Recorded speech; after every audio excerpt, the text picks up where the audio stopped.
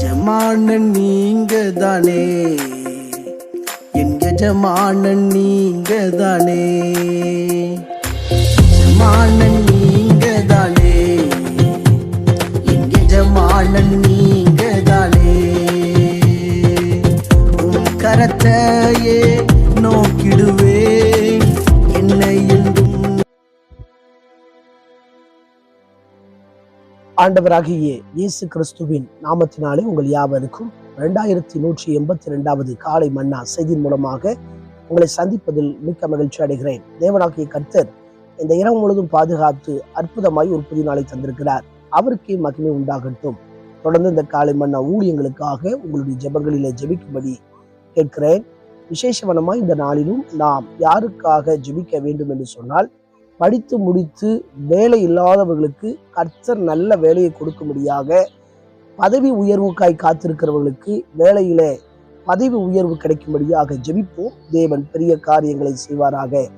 இந்த காலை மன்னா ஆதாரத்துக்காக எடுத்துக்கொண்ட வேத வசனம் லூக்கா எழுதின சுவிசேஷம் 8ஆம் அதிகாரம் 35வது வசனம். அப்பொழுது சம்பவித்ததை பார்க்கும்படி ஜனங்கள் புறப்பட்டு இயேசுவினிடத்தில் வந்து, பிசாசுகள் விட்டு போன மனுஷன் வஸ்திரம் தரித்து இயேசுவின் பாதத்தருகே உட்கார்ந்து புத்தி தெளிந்திருக்கிறதை கண்டு பயந்தார்கள்.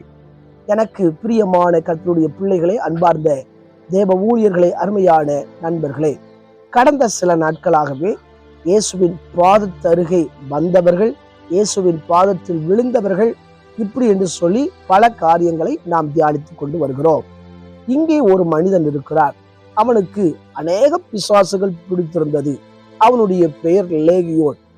அவனுடைய இருப்பிடம் கல்லறை தோட்டமாயிருந்தது. வஸ்திரம் தெரியாதவன்.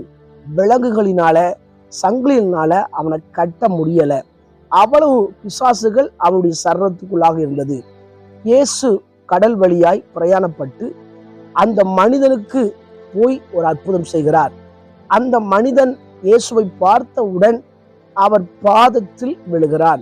அது மாத்திரமல்ல, அவனுக்கு பிடித்திருந்த அநேக பிசாசுகள் அவனை விட்டு வெளியேறுகிறது.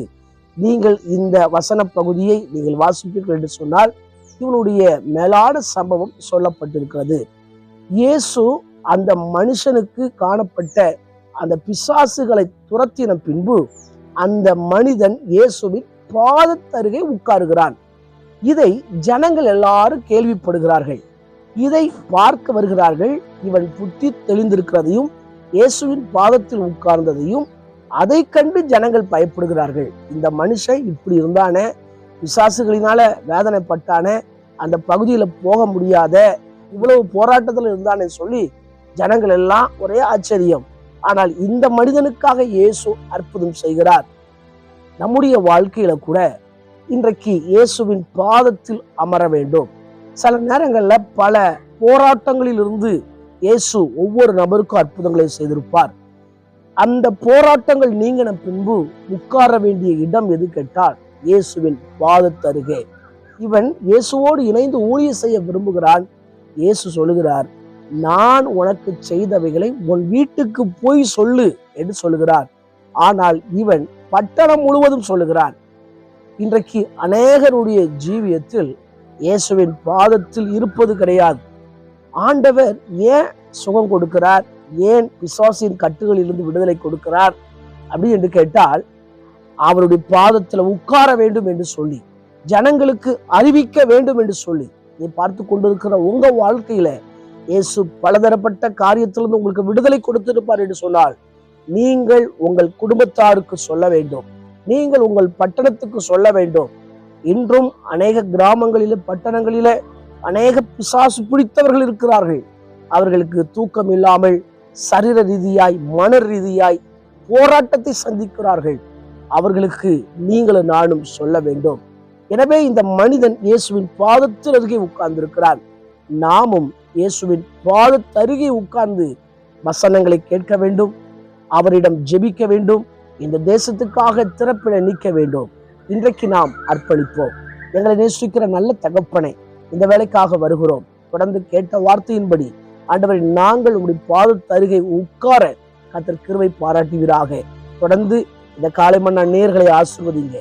ஆண்டவரே ஸ்தோத்திரப்பா, இன்றைக்கு உங்க தேசத்தில் எத்தனையோ மக்கள் பிசாசினால், சிந்தனையினால் போராட்டத்தை சந்திக்கிறார்கள். அவர்களுக்கு விடுதலை இல்லாமல் தவிக்கிறார்கள். அவர்களுக்கு ஒரு விடுதலையை கட்டளிடுவீராக ஜெபிக்கிறேன். தொடர்ந்து பிறந்த நாள், திருமண நாளை நினைவு கூறுகிற ஒவ்வொருவரையும் கர்த்தர் ஆசீர்வதிங்க. அவங்க வாழ்க்கையில புதிய காரியங்களை செய்வீராக. இந்த நாள் முழுது கர்த்தருடைய கரம் எங்களை ஆளுகை செய்யட்டும். இயேசுவின் மூலம் ஜெபம் கேளும் ஜீவனோட நல்ல பிதாவே, ஆமென். ஆண்டவர் சித்தமானால் மீண்டும் நாளை காலை புதிய காலை மன்னா செய்தினுடைய சந்திக்கிறேன். அதுவரை தேவ கிருபை தாங்குவதாக. மாரநாதா, இயேசு வருகிறார். ஆயத்தமாகவும் அனைவரை ஆயத்தப்படுத்துவோம். ஆமென். அல்லேலூயா. Praise the Lord. உந்தனின் சேவை செய்வே எந்த சூழ்நிலையிலும்